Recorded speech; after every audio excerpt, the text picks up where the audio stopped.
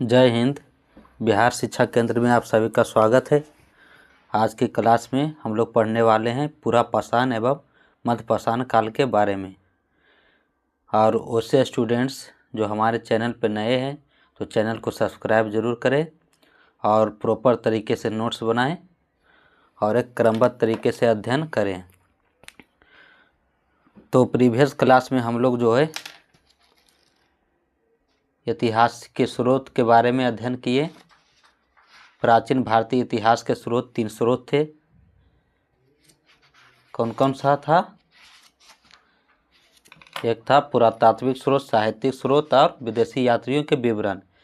तो यहाँ तक जो है पढ़ा चुके हैं और आज की क्लास में हम लोग पढ़ेंगे पूरा पाषाण एवं मध्य पाषाण काल के बारे में और जानेंगे कि पूरा पाषाण काल में जो है आदि मानव किस प्रकार से जो है घुमंतु जीवन जीता था और क्या करके जो उनका जीवन यापन किस प्रकार से होता था, फिर किस प्रकार से वो पशुपालन को अपनाते हैं, कैसे कैसे पशुपालन को करना सीखते हैं, पालने लगते हैं। तो मध्य पाषाण काल में जो पशुपालन की शुरुआत हो जाता है और पूरा पाषाण काल में जो ये लोग आखेट खाद्य संग्राहक होते हैं, यानी शिकारी पे जो इनका जीवन निर्भर करता है। तो आइए शुरुआत करते हैं और उसके बाद जाने भारत में पूरा पाषाण काल को जो है 3 भागों में बांटा गया है। निम्न पूरा पाषाण काल, मध्य पूरा पाषाण काल और उच्च पूरा पाषाण काल। तो आइए शुरुआत करते हैं। देखिए, ध्यानपूर्वक समझते चलिएगा और नोट्स ज़रूर बनाइए।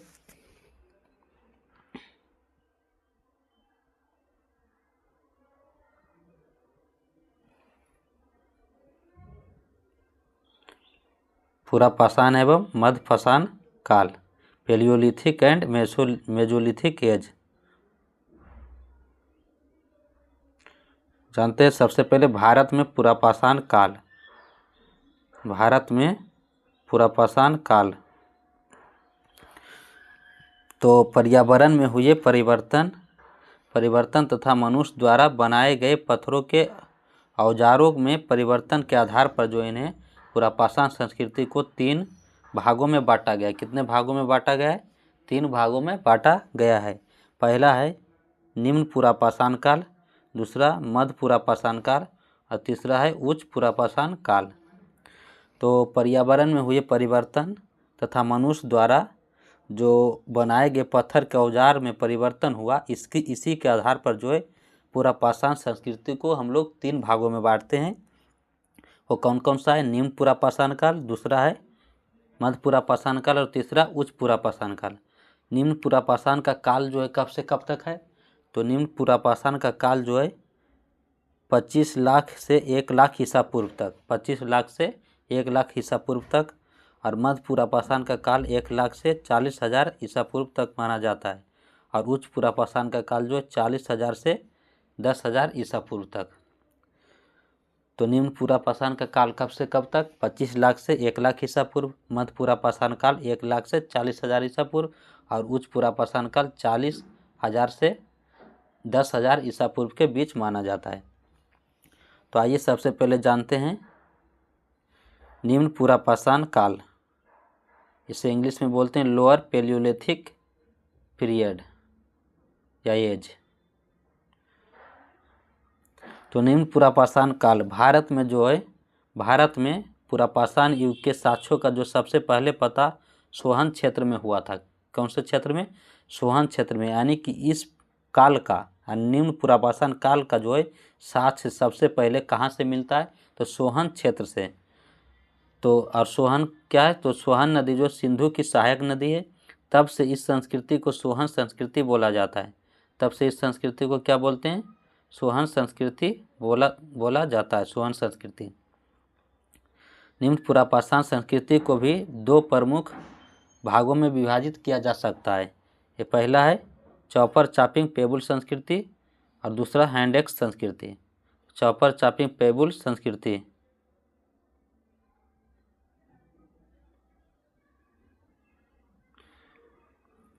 चॉपर चॉपिंग पेबुल संस्कृति और दूसरा है हैंड एक्स संस्कृति।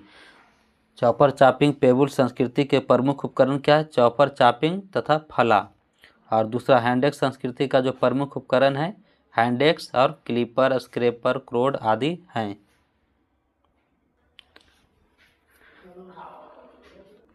क्रोड आदि हैं। आइए आगे बढ़ते हैं। अब निम्न पुरापाषाण युग के स्थल, निम्न पुरापाषाण युग के स्थल देख लेते हैं कहाँ कहाँ पे निम्न पुरापाषाण जो है कि साक्ष्य मिला है, कहाँ कहाँ से। तो निम्न पुरापाषाण काल के स्थल जो सोहन नदी घाटी, सोहन नदी घाटी, नर्मदा नदी घाटी और बेलन नदी घाटी, नेवासा, नेवासा कहाँ है तो महाराष्ट्र में है, और डिडवाना, डिडवाना कहाँ है तो राजस्थान में, भीमबेटका उत्तर प्रदेश में। तो निम्न पुरापाषाण युग के स्थल जो है सोहन नदी घाटी, नर्मदा नदी घाटी और बेलन नदी घाटी, नेवासा, डिडवाना और भीमबेटका है। नेवासा कहाँ है तो महाराष्ट्र में, नेवासा कहाँ है महाराष्ट्र में, डिडवाना राजस्थान में, भीमबेटका मध्य प्रदेश में। भोपाल के निकट, भोपाल के निकट जो है भीमबेटका,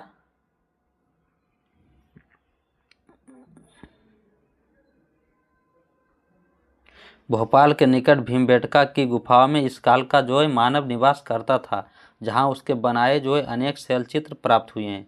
तो शैलचित्र कहाँ से प्राप्त हुआ है तो भीमबेटका से। भीमबेटका जो भोपाल के निकट है, कहाँ है भीमबेटका, मध्य प्रदेश में। तो भोपाल के निकट भीमबेटका की गुफाओं में इस काल का जो मानव निवास करता था, वहाँ से उसके बनाए गए जो अनेक शैलचित्र प्राप्त हुए हैं भीमबेटका से।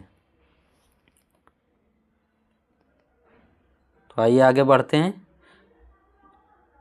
तो पुरापाषाण का 3 भाग है, भागों में बांटा गया। एक हो गया निम्न पुरापाषाण काल, दूसरा है मध्य पुरापाषाण काल, तीसरा उच्च पुरापाषाण काल। तो दूसरा मध्य पुरापाषाण काल। तो आइए मध्य पुरापाषाण काल के बारे में जानते हैं।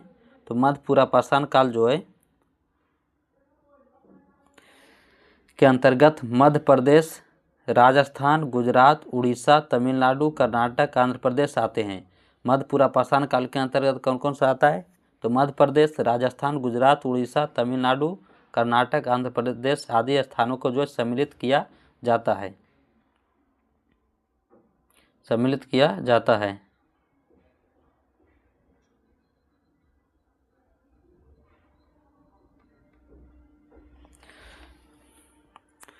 और इन क्षेत्रों से जो प्राप्त उपकरणों का निर्माण, इन क्षेत्रों से प्राप्त उपकरणों का निर्माण जो फलक तथा फलक ब्लेड पर हुआ है। यानी इन क्षेत्रों से जो प्राप्त उपकरणों का निर्माण किससे हुआ है तो फलक तथा फलक ब्लेड पर हुआ है। और फलक ब्लेडों की अधिकता के कारण इसे फलक संस्कृति बोलते हैं। कौन सी संस्कृति बोलते हैं इसे, फलक संस्कृति बोलते हैं। तो यानी मध्य पुरापाषाण काल में किसकी अधिकता था तो फलक तथा फलक ब्लेड की अधिकता के कारण इसे फलक संस्कृति बोला गया है। इसे कौन सी संस्कृति बोला गया है, फलक संस्कृति, याद रखना है। तो इस काल के औजार जो है कहाँ कहाँ मिले, नर्मदा घाटी क्षेत्र, ताप्ती नदी घाटी क्षेत्र तथा महाराष्ट्र के नेवासा में पाए गए हैं। तो इस काल में भी औजार जो मिले हैं मध्य पुरापाषाण काल के औजार नर्मदा घाटी क्षेत्र में मिले हैं, ताप्ती नदी घाटी क्षेत्र तथा महाराष्ट्र के नेवासा में पाए गए हैं। और तीसरा है उच्च पुरापाषाण काल, तीसरा है उच्च पुरापाषाण काल। इस काल में उपकरणों में ब्लेड तत्व की जो है प्रधानता थी। किसकी प्रधानता थी, ब्लेड तत्व की प्रधानता थी। इस काल के उपकरणों के लिए उच्च श्रेणी के जो है पत्थरों के अतिरिक्त, उच्च श्रेणी के पत्थरों के अतिरिक्त हड्डी, हाथी दांत तथा सींगों का भी प्रयोग किया जाता था। इस क्षेत्र के प्रमुख उपकरणों में स्क्रैपर, भेदक, चंद्रिका तथा छिद्रक इत्यादि उपकरण हैं। इस काल के जो औजार और बस्तियाँ कहाँ कहाँ, आंध्र, कर्नाटक, महाराष्ट्र, केंद्रीय मध्य प्रदेश, दक्षिणी उत्तर प्रदेश, बिहार में पाए गए हैं। तो उच्च पुरापाषाण काल में जो ब्लेड तत्व की प्रधानता थी, यानी ब्लेड तत्व जो है इसी से जो है औजार किस प्रकार के होते थे, ब्लेड। और इस काल के जो उपकरण जो किससे बनाए जाते थे, यानी औजार, औजार किस चीज़ से बनाए जाते थे तो पत्थर, यानी उच्च श्रेणी के पत्थर होता था। पत्थर के साथ साथ हड्डी के औजार बनाए जाते थे, हाथी दांत तथा सींगों का भी प्रयोग किया जाता था। और इस क्षेत्र के प्रमुख उपकरणों में कौन कौन सा था औजार तो स्क्रैपर, भेदक, चंद्रिका तथा छिद्रक इत्यादि उपकरण हैं। इस काल के औजार और बस्तियाँ कहाँ कहाँ मिला है तो आंध्र, कर्नाटक, महाराष्ट्र, केंद्रीय मध्य प्रदेश, दक्षिणी उत्तर प्रदेश और बिहार में पाए गए हैं। अब जानते हैं कि पूरा पाषाण काल, ये हम लोग जो है क्या पढ़े, फिर से देखिए। सबसे पहले हम लोगों ने किसका अध्ययन किया, निम्न पूरा पाषाण काल। एक बार देखिए, रिवीजन करवा देते हैं जल्दी से। भारत में पूरा पाषाण काल को जो है 3 भागों में बांटा गया है, निम्न पूरा पाषाण काल और मध्य पूरा पाषाण काल और उच्च पूरा पाषाण काल। निम्न पूरा पाषाण काल जो है 25 लाख से 1 लाख ईसा पूर्व, मध्य पूरा पाषाण काल 1 लाख से 40,000 ईसा पूर्व तक, और उच्च पूरा पाषाण काल 40,000 से 10,000 ईसा पूर्व तक। और उसके बाद आता है निम्न पूरा पाषाण काल। निम्न पूरा पाषाण काल जो है कहाँ पे था, तो निम्न पूरा पाषाण काल भारत में जो इनका पहला साक्ष्य मिलता है कहाँ से, सोहन क्षेत्र से। कहाँ से मिलता है, सोहन क्षेत्र से। इसीलिए इस संस्कृति को क्या बोला गया है, सोहन संस्कृति। तब से इस संस्कृति को क्या बोला जाता है, इस काल को, निम्न पूरा पाषाण काल को सोहन संस्कृति बोला गया है। और इस संस्कृति को जो 2 भागों में बांटा गया है, एक है चौपर चापिंग पेबुल संस्कृति, दूसरा हैंड-एक्स संस्कृति।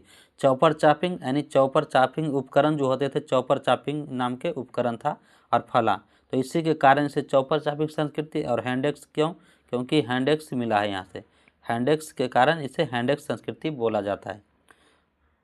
अब आते हैं निम्न पूरा पाषाण काल के स्थल, तो कहाँ कहाँ था निम्न पूरा पाषाण काल के स्थल, सोन नदी घाटी, नर्मदा नदी घाटी, बेलन नदी घाटी, नेवासा, डिडवाना, भीमबेटका से प्राप्त हुए हैं।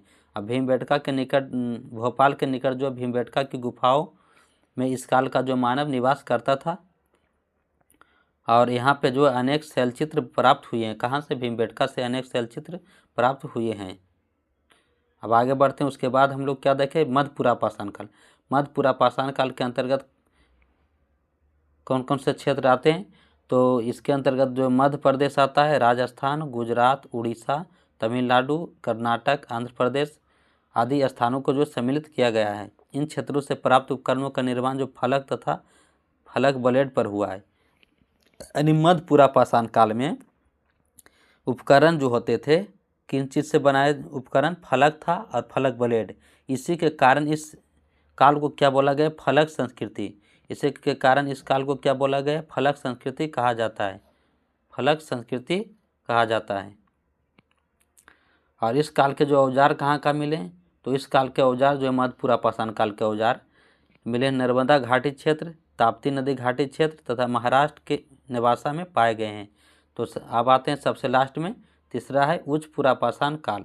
उच्च पूरा पाषाण काल के जो उपकरण होता था, इसमें ब्लेड तत्व की प्रधानता होती थी, और जो उपकरण बनाए जाते थे किस चीज़ से, तो पत्थर से। किस चीज़ के उपकरण बनाए जाते थे, पत्थर से, और हड्डी, हाथी दांत तथा सींगों का भी प्रयोग किया जाता था।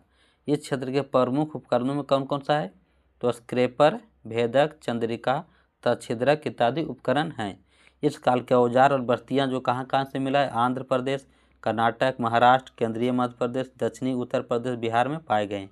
अब आते हैं पूरा पाषाण। ये था पूरा पाषाण काल।